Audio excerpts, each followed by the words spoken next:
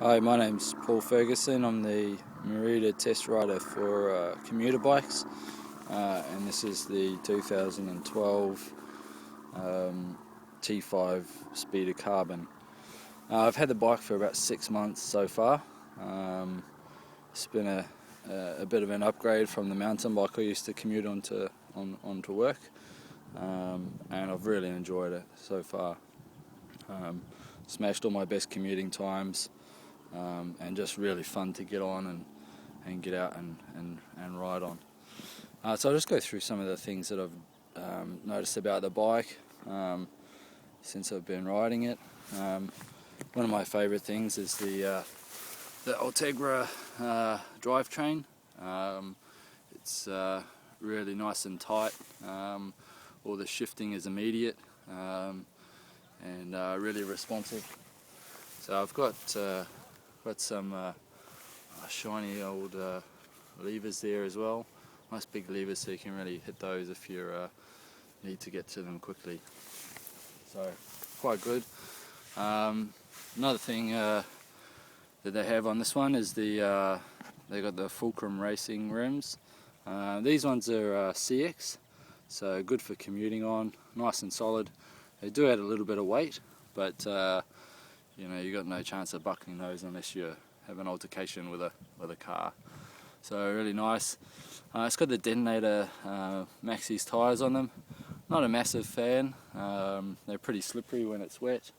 I've had a few times where it's been wet on asphalt and I've just slid instead of pulling up, which I've run to the back of a car. So pretty awesome. But yeah, I've had a couple of punches. Nothing too serious, and probably stuff that I'd normally get a puncture with a mountain bike as well.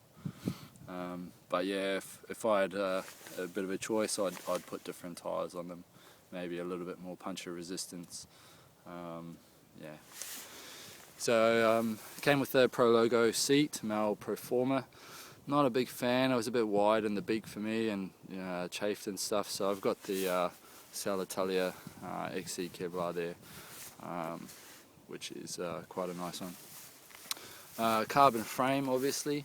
It's got quite nice geometry. I found it's really light, really stiff. You don't get a lot of bumps up through the stem and through the forks, which is quite good. It's a little bit. I've found it when you're trying to hop up gutters and stuff, it's a little bit short for that compared to a mountain bike, so hopping over things isn't the best, but you soon get used to what the bike can and can't do. Also, I probably find that on the descents I'm sitting a little bit forward on the over the forks, which can be a little bit unnerving, but I think that's more of a rider setup than the bike's fault. I've got size 11 shoes. When I go around tight corners, the front wheel will rub on the side of the shoes. So again, something to consider. With the pedals, I've changed out the stock pedals for the Shimano, I think they're 520s or 530s, where they got the clip in one side and just the flat the other side, because I often use the bike outside of, while I'm at work dressed in normal clothes. No problems with the shifting really. I've only mounted really a pump.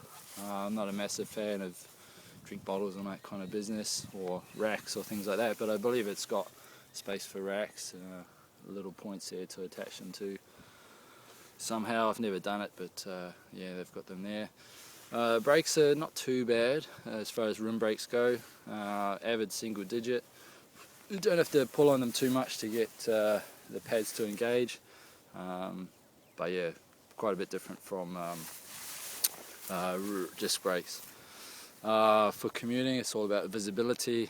So I've got a bit of a battery pack and a 170 lumens flashing light on there. So I also got a 2-watt light on the back as well. Yeah, so that's really about it.